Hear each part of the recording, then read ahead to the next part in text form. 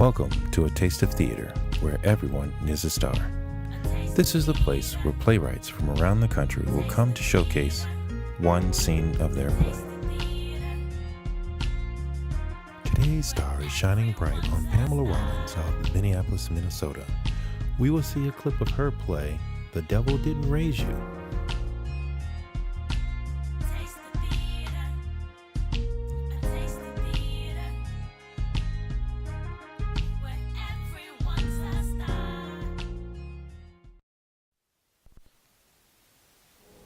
Welcome to A Taste of Theater, where everyone is a star. We're on location in Minneapolis, Minnesota. And today's star is shining bright on Pam Rollins of Minneapolis, Minnesota. And we will see a clip of her play, The Devil Didn't Raise You. Pam, say hello and introduce yourself. Hi, Victor. Hi, audience. I'm Pamela, and I'm originally from Chicago, Illinois, but I've been in Minnesota for about 20 years, and I enjoy it here. That's awesome. So tell me, how did you get into writing plays? Well, plays have always been my life. I've always liked telling stories, so story has been a big part of me. I started when I was a little girl, laying in my bed, just dreaming, just imagining of a different life, a different adventure. And so because I love adventures, that's where it began. It began in my bed, laying down, dreaming about a whole different adventure. And that's kind of how I started. Wow. And then when did you start writing plays professionally? Well, I started writing plays professionally about 10 years ago.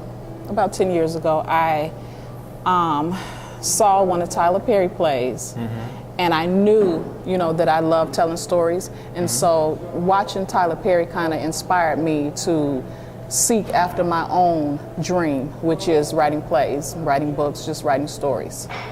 That's amazing. And what was some of the other plays that you've written? I've written about 3 plays. The Devil Didn't Raise You, I Ain't Going to Hell, and Queen P. Wow, those sounds like some really interesting titles there. And they are. And tell us all about The Devil Didn't Raise You. What is this story about? This story is about 3 sisters that were raised by their aunt. Their mom died when they were little girls, and so their auntie came and rescued them somewhat and raised them. And she raised them in the church. Their mom also was a church girl when she was little, but her life ended up taking a different turn. She ended up with a man that took care of her, and so he had her in the streets pretty much. And so she ended up on drugs. And so the girls kind of watched their mom spiral into this drug addict. And so they came home from school one day and they found their mom on the couch dead. And so their life went through hell, pretty much, hell. And so their aunt was trying to bring them back into the love of God. And so they go through so much before they're able to pretty much find out who God really is and what God really can do for them. Wow. So tell me about some of the characters in this production, the 3 young ladies. Tell me all about some of them. Some of them. Angie is one of the characters, and Angie is real flamboyant. She thinks she's all that. She thinks she's on top of the world. We all know some people like that. Yeah, we all know. That's right. That's so true. That's so true. We have Sharon and we have Tisha. And so Tisha is the youngest sister. And so Tisha is real protective of her aunt because she knows that the aunt came from nowhere. The aunt pretty much gave up her whole life to take care of these girls. And so because of that, Tisha is very grateful. And so she wants her sisters to be grateful as well, but they are just so ungrateful because they're more into the world, into what's going on in the streets. And so the girls have different personalities, but they all do love their aunt, but they, just have a different way of showing it. And then the 3rd young lady. The 3rd young lady is Angie. Oh, Angie. Okay. It's Angie. So I said Angie, and then Sharon, and then Tisha. So there's 3 sisters and 3 different personalities, and they just show themselves in a whole different light. Yeah. And what inspired you to write this production? This particular production, because I was raised in Chicago, and so I wrote this story just to pretty much show my sisters that a drug dealer is not where it is, that God is where it is, and that Jesus is where you need to be. Yep.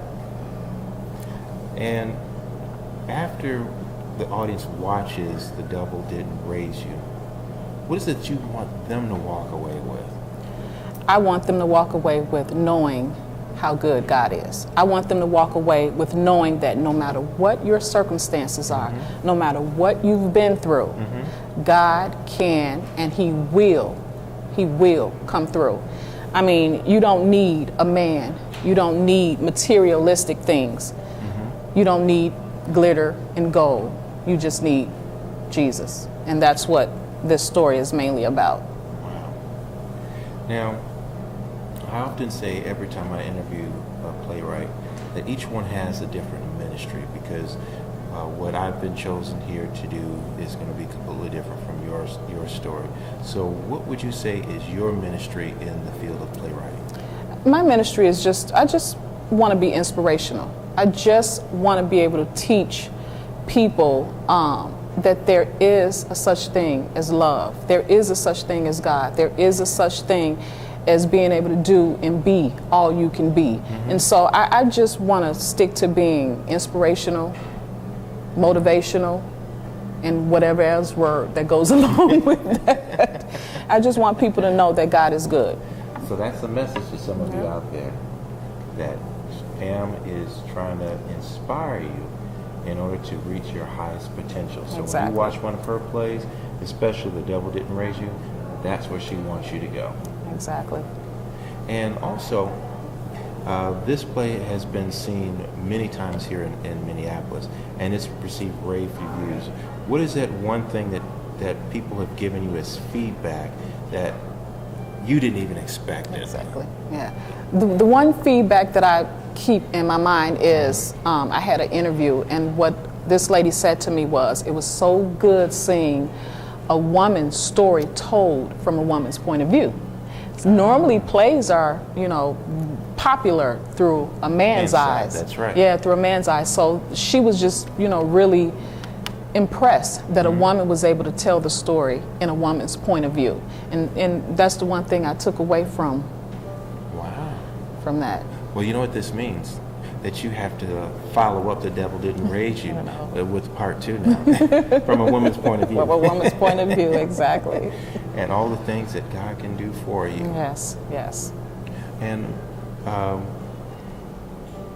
what is it, one thing that you would like to, one bit of advice you would like to give up-and-coming playwrights who want to sit in your shoes and say, hey, I've written several plays and I've been doing this for 10 years?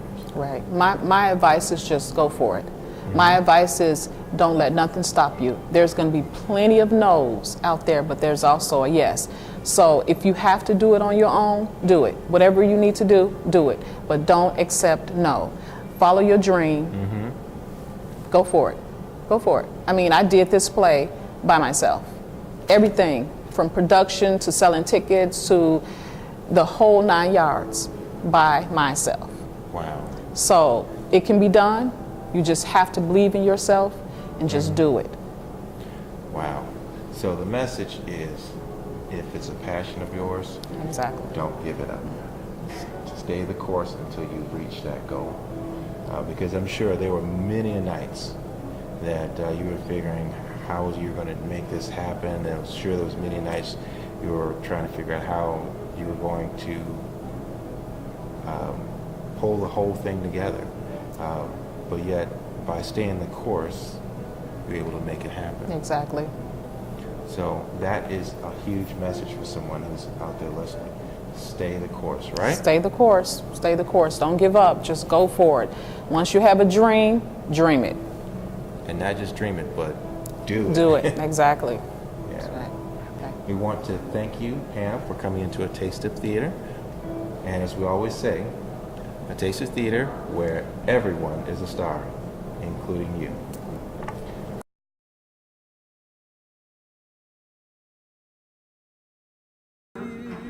Tisha, that was a really good the choir sang. What? What? She just read Have me feeling so much joy in my spirit, you know? I felt it too. I Yes, really did. Lord. Yes, Lord. Hey, I'm Kay. Hey, Sharon, how you doing? I'm good. Yes. Looking good in that robe. Hey, Oh, Tisha. thank You missed me, boo? No, I did Yes. not. Where you been at? Everybody been asking about you. They want to know why you haven't been coming to church, Bible study, or choir rehearsal. What? You done stopped everything, and that's not good. Not at all. Excuse me, I just walked in the door, Tisha. Okay, thank you. You know, Sharon, just because you with Larry, that doesn't mean you have to stop being you. What do you mean stop being me? You know what I I'm only missed a Sunday or two. Wow, no big deal. You let him dictate to you everywhere about it. Now, Mama B is having a gathering after church on Sunday, and hopefully you come. What do you mean, hopefully I come? Like I said. I can do whatever I want to do, sweetie. See, that's why I never come over here, because you two always start this mess. Larry don't dictate my life. Yes, he does. And you listen to him like he's all that. Matter of fact, since you've been with him, look at you. You think you all that. Sweetheart, I am all that, okay? Look how good I look in this outfit. Don't I look good, y'all? Yeah. There was a time when I couldn't even afford an outfit Don't lie like to this. her. But because of Larry, I'm straight. I ain't got to shop at the thrift store no more like little Tisha over there. And a prepaid cell phone bill? Yeah, prepaid today and can't pay tomorrow? No, thank you. And I bet you got one of those ones with the tracking device on it, huh? Like, where is she at? 222 Church Street. And I'm sure he be saying, let me get her out of there. You know, Sharon, he ain't doing nothing but trapping you and sinking you right into his web of deceit. Oh, you should have smacked her with it. And by the way, you don't look good. Tisha, I cannot help it if I have a man and you have none, boo-boo. Did you just say man? Yes, You a man. more like a Yes, Stop come it. on Back it up. Tisha, sit down. Sit on Back down. it Sit your butt down, girl. Sit down. Okay, sit. Now, Sharon, why haven't you been coming to church, girl? That's not like you. You done changed. Change. Mm-hmm. Yes, I told you Aunt Kay already. What? Larry is her reason. Okay, is that what you think? You think Larry is the reason? He is the reason. When you mad, you call Larry. When you sad, you call Larry. You always call him Larry. For everything and anything, okay? Whatever. Anyway, okay, I asked you a question. Is that what you think? Well, I don't know what to think. When shortly after you get involved with this Larry, you start coming up with all these excuses about why you ain't coming to church. I mean, I haven't even seen you in the Word like you used to be. Now, you know Auntie didn't raise you girls like that. I raised you to be strong individuals and certainly self-sustained so you can find yourself a good husband, a man that loves you, that cares and respects you. Do you even know what this man does for a living? Yes, I do. What? Let me hear this. He's an accountant at one of downtown's major accounting firms. An accountant at one of downtown's major accounting firms. This girl don't even know the name of the firm. You know what, Tisha? You talk too much. And half the time, you don't even know what you're talking about. The deal is, he loves me. He told me so himself. That's how I know. And he's not like that, despite what you think you heard. And how do you know that for sure? Because Auntie heard a few things about Larry herself, okay? She don't. She just laughing off at the mouth. You still ain't said the name of the firm. I'll tell you how I know, because he told me so himself. And he's not like that, despite what you heard about him. Well, sweetie, when your spirit's not being fed, you become vulnerable to the evil one. And you start believing all of his lies. You know what? I don't see him as a liar. You know why? Why? Because he bought me this ring like he said he would. The car I'm driving like he said he would. He's never done that for any other female before. He told me so himself. That's how I know. Girl, you sure enough done lost your mind anytime you let the devil sell you that lie. I didn't know she had Now that man will tell you anything and do anything for you to get you in his bed and keep you there. Don't go trade your soul for some so-called love and a few little material things, okay? Trade my soul. I'm not trading my soul, okay? And I don't find anything wrong with what I'm doing. And see, Sharon, That's how he deceives you. He make you think everything okay and everything cool, and bam! Right? You know what? Tell me something. Why do you think I'm being deceived? Because, Sharon, the door compromises the devil's favorite entrance, by which he gradually draws us into his web of sin. And it's devastating for us in the end. Yeah, it starts out with a few days here and there. Those few days turn into a few months. Next thing you know, years have gone by. You know what? I know what I'm doing and I can handle it myself, okay? Thank you. Knowing what to do ain't gonna do no good unless you actually do it. I mean, you have to try to master sin by living the word on a daily basis. You have to hold on to the truth with a clear conscience. And the truth is, you need the man above at all times. Okay, I'm not that little girl used to drag around like some little rag doll. I'll be okay. I'm convinced Larry loves me, so please, let me make my own decisions. Yeah. And I'll let your sister Angie make her own decisions too. Angie? Now where's she at? Out there on the streets, strung out on drugs. Coming up in here whenever she need money or a warm bed to lay in. Just resting up for the next hit. I'm not going to sit back and watch you make the same mistakes. You don't even know this man is whining and dining you. That man will hook you up and tangle you up and then kick you to the wolves and then eat you up, just like a little rag dog. You know what? Don't start that. Angie and I are two different people. She's a fool and I'm smarter than that. And if you don't mind, I'm 20 years old now, so please, let me decide for myself who I should and shouldn't be dating. Yeah.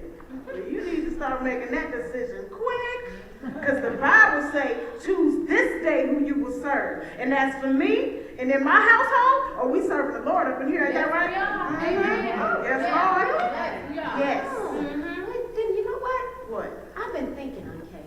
Yeah, I've been pondering some things myself. If there is a God, then why are we living like this? Look around, all this old furniture. You've been wearing that same robe since 82. I'm sick of it, okay? Thank you. You go to church faithfully every single day and still you have nothing. But look at Larry. Larry has 2 condos and probably never even stepped foot in the church. Now you tell me, what's up with that, huh, okay? Sweetie, you need to understand that everything that glitters is certainly not gold. But when that glitter starts to lose its sparkle, know that you can always call on Jesus. Yes. You know what, okay, I'm sorry I can't be more like you. Like me. Yeah. So faithful and so holy. Miss Goody Two-Shoes as you like to portray. Girl, you better watch your mouth. You going too far. Smack her again. You know me. You know me. Okay, let's do it. Let's do it. Come on, let's call on the Lord. Let's call on him. And should I tell him that we need this month's rent and that last month's rent was paid by Larry? So disrespectful. How dare you? Hey. You said that came out of your savings account. Man, I don't like taking nothing from a man like Larry. Oh, you don't? No. Well, you need to. Why? Because God ain't doing us no good up in here. If he was, then why would he take your precious sister, my beautiful mother? Well, I'm not happy about that, so if you must know, What? your little ugly t-shirt was right. I'm not gonna. I do choose to be with Larry, and this day, I choose to be with Larry.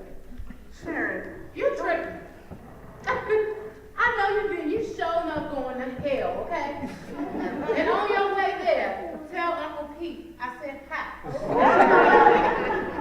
Very funny. Yeah, it I'm is. not about to sit around Come here on, and Sharon. listen to t-shirt Get your with her bag. sarcastic behind. There you go. I'll open the door for If you want to lean on God Almighty, then you go right ahead, because I don't have to. Don't look. Whatever. Sharon, I heard please, just enough. hear me All out. right. Bye. Whatever. Let her.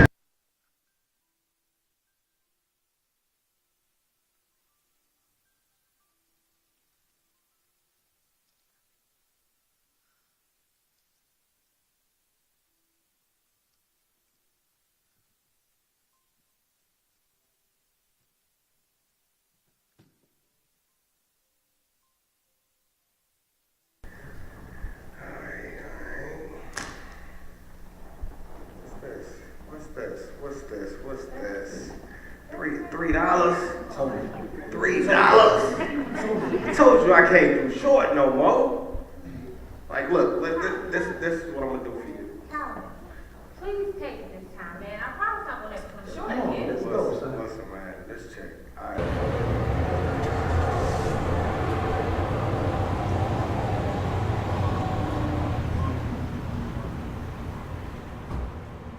What is this?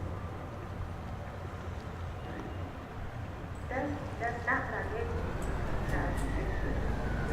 This is not what I gave you.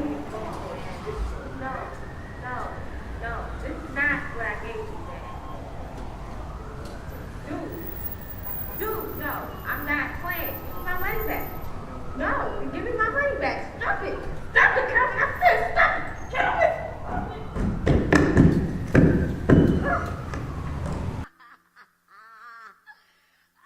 You is so stupid, girl. See, Tisha, you my girl. That's why I miss you coming over. You know when we was kids, you remember that shit we made up? I think so. Girl, let's do it. Tisha. Hey, I said Tisha.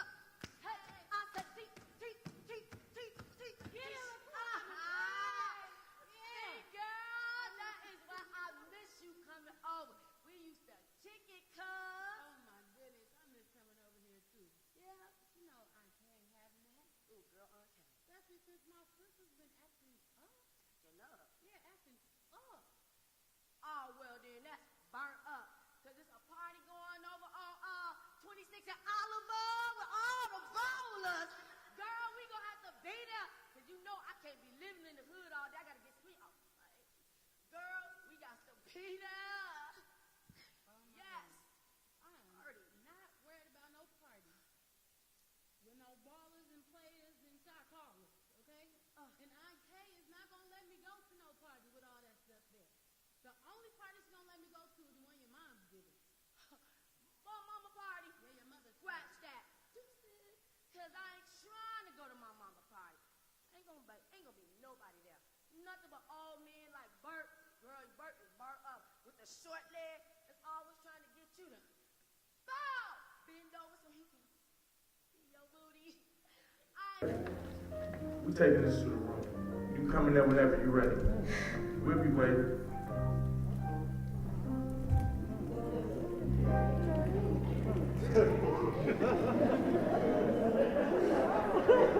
Wow. He told me that he loved me. He told me we was having a party. You know, to celebrate me moving in, me being here. The kind of party where people come over, mingle and have fun. But not that kind of fun. Definitely not this kind of party.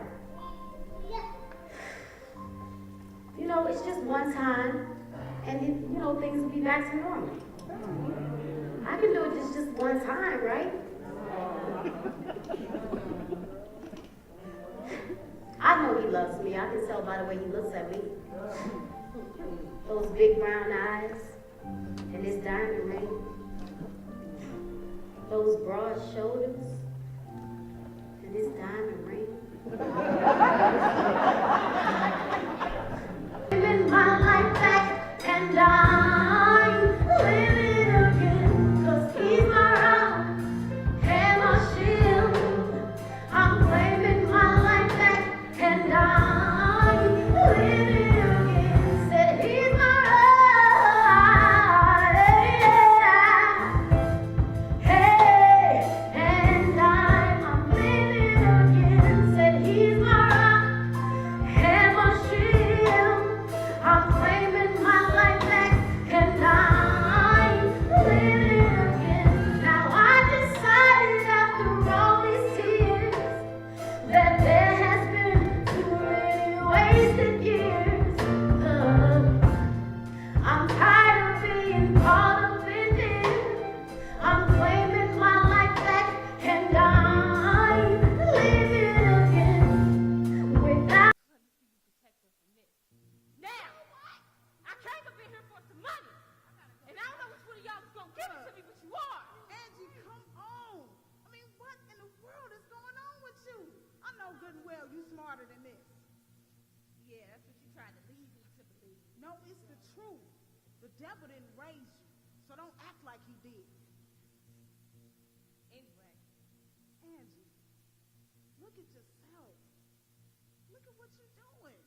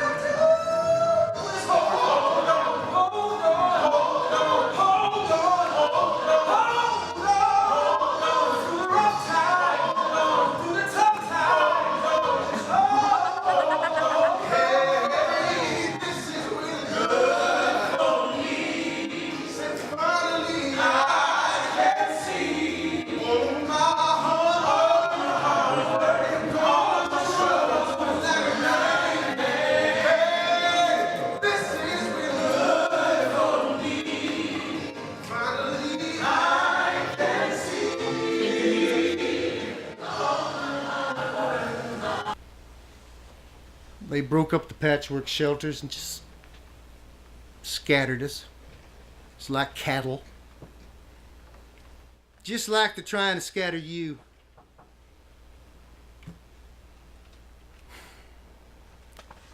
I know.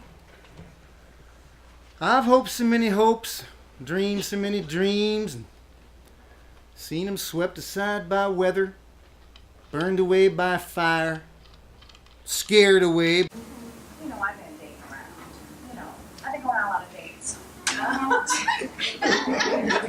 Yeah. I got about 4 in rotation right now.